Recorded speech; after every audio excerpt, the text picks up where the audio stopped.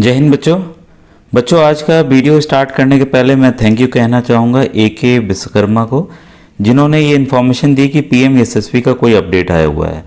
तो आइए वीडियो को स्टार्ट करता हूँ मैं। बच्चों इसके लिए आपको NSP पोर्टल की साइट पर जाना होगा, नेशनल स्कॉलरशिप पोर्टल पे। तो आपको बस NSP पोर्टल लिख देंगे तब भी आ जाएगा, और आ जाने के बाद इसको आप क्लिक कर देंगे तो ये गवर्नमेंट की साइट है जिसको हम लोग क्लिक करने जा रहे हैं। तो देखिए scholarship.gov.in जो साइट है ये ओपन हो गई है और ये नेशनल स्कॉलरशिप पोर्टल आपके सामने आ गया है और एकेडमिक ईयर 2023-24 अब दिख रहा है और काफ़ी गवर्नमेंट स्कीम्स रहती हैं बच्चों अलग अलग तरह की। अब देखिए इसमें बात आती है कि कैसे NSP पोर्टल पर अप्लाई करना होगा, क्योंकि आप बच्चों फ्रेश एप्लीकेशन अप्लाई करेंगे।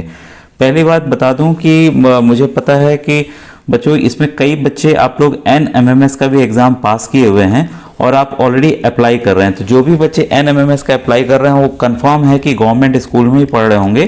तो बच्चों ध्यान रखिएगा, कई बच्चों ने मैसेज किया था कि सर हमने NMMS का कर दिया तो क्या हम PM-SSB का अप्लाई कर सकते हैं, या कई बच्चे जो श्रेष्ठा के जरिए CBSE के बेहतरीन स्कूलों में पढ़ रहे हैं तो उनका क्वेश्चन था क्या सर हम अप्लाई कर सकते हैं। तो बच्चों सबसे पहला क्राइटेरिया जो है NMMS के लिए ये होता है कि आप गवर्नमेंट स्कूल में पढ़ते होने चाहिए क्लास 9th में। तो श्रेष्ठा वाले बच्चे तो CBSE माध्यम के स्कूल में पढ़ रहे हैं तो वो तो अप्लाई नहीं करेंगे।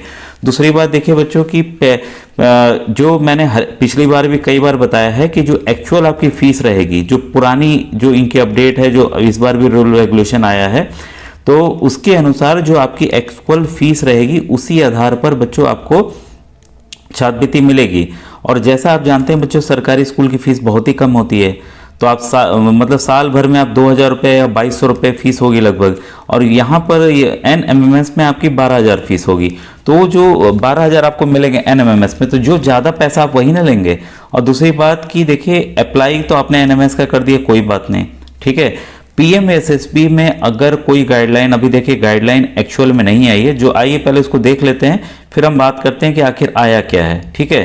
तो हम लोग नीचे की तरफ जाएंगे और अब ये देखिए ministry of social justice and empowerment, जो चीज़ पहले नहीं दिख रही थी अब बच्चों दिखने लगी है। देखिए पहले ये चीज़ रेड में थी एकदम, यहाँ कुछ भी नहीं आ रहा था, ये आ गया है। जो मैंने पिछले वीडियो में दिखाया था कि ये जो ग्रीन हुआ है वो हुआ है कॉलेज के लिए, ठीक है। अब ये देखिए स्कूल के लिए ये ओपन हो गया जिसके लिए आपने एग्जाम दिया था क्लास 9th और 11th वाले बच्चे जो कि तैयारी कर रहे थे रिटन टेस्ट के लिए।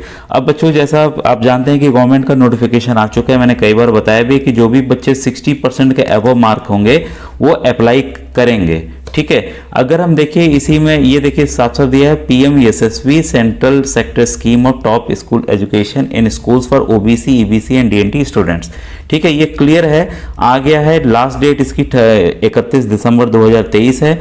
और ये जो चीज़ें बच्चों देखिए स्कूल स्कीम क्लोजिंग डेट, तो क्लोजिंग डेट ये है, तो आपको कोई जल्दबाजी किसी भी चीज़ में नहीं करनी है। जो भी पूछना हो बच्चों आप YouTube के कमेंट सेक्शन पूछिएगा ताकि वही प्रश्न और बच्चों के हों तो उनको भी लाभ हो जाए।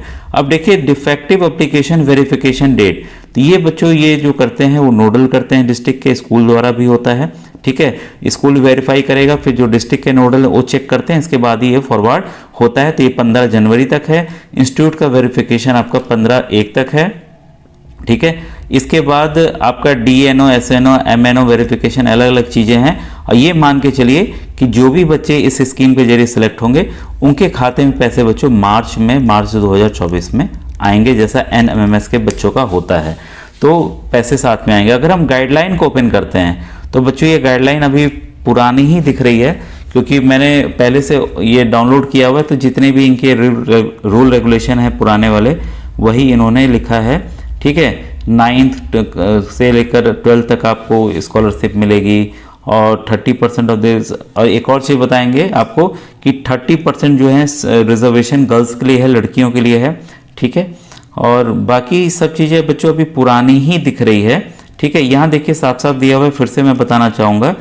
ये देखिए काफ़ी छोटा आपको दिख रहा होगा, the grant will be provided for tuition fee, hostel fee and other charges as required by the school. अगर स्कूल हॉस्टल प्रोवाइड कर रहा, आप हॉस्टल में रह रहे हैं तो उसका इंक्लूड करके subject to a maximum of 75,000 class 9th के लिए मैक्सिमम। तो जिस स्कूल में कम फीस है कम, और जिसकी मान लीजिए 1 लाख रुपए है तो उनको 75,000 ही तक मिलेंगे, 25,000 नहीं मिलेंगे एक्स्ट्रा। तो जितनी फीस उतनी है पर स्टूडेंट फॉर क्लास 9, और ये 11th के लिए बच्चों 1.25 लाख रुपए है 11th और 12th के लिए। ठीक है, तो ये साफ चीज़ें देखिए यहाँ दी हुई हैं। तो अभी पुराना ही ये प्रोसीजर दिख रहा है। ठीक है, अब देखिए हम बैक जा रहे हैं फिर से, तो ये साइट पे वापस से आ गए और अभी कुछ भी चीज़ें डिटेल अभी और नहीं है। ये है कंफर्म है कि अब ये स्कीम ओपन होने जा रही है और कुछ ही दिन में ओपन हो जाएगी। तो जैसा भी हो मेरे ख्याल से रजिस्ट्रेशन लेते हैं या क्या करते हैं ये आने के बाद ही बच्चों पता चलेगा। तो कुछ जल्दीबाजी नहीं करना, ये कंफर्म है कि आपकी क्लास, अगर आप 9th के लिए अप्लाई कर रहे हैं तो क्लास 8th का सर्टिफिकेट, और 11th के लिए अप्लाई कर रहे हैं तो जो आपका बोर्ड सर्टिफिकेट ऑलरेडी मिला होगा उसको आपको अपलोड करना होगा। दूसरा आपका आय प्रमाण पत्र यानी कि इनकम सर्टिफिकेट जो है उसको भी अपलोड करना होगा। ठीक है, और तीसरा आपका जो है वो आपका है जाति प्रमाण पत्र यानी कि कास्ट सर्टिफिकेट, वो भी आपको अपलोड करना पड़ेगा। ठीक है, तो ये सब चीज़ें ऑलरेडी आपकी तैयार होंगी। ठीक है, तो मेरे ख्याल से अब कन्फ्यूज़न आपका कुछ भी नहीं है इस समय। कुछ नया अपडेट आता है तो वैसे ही आप बच्चों कमेंट सेक्शन में लिख दीजिएगा जिससे और बच्चों की मदद हो सके। ठीक है बच्चों, थैंक यू वेरी मच।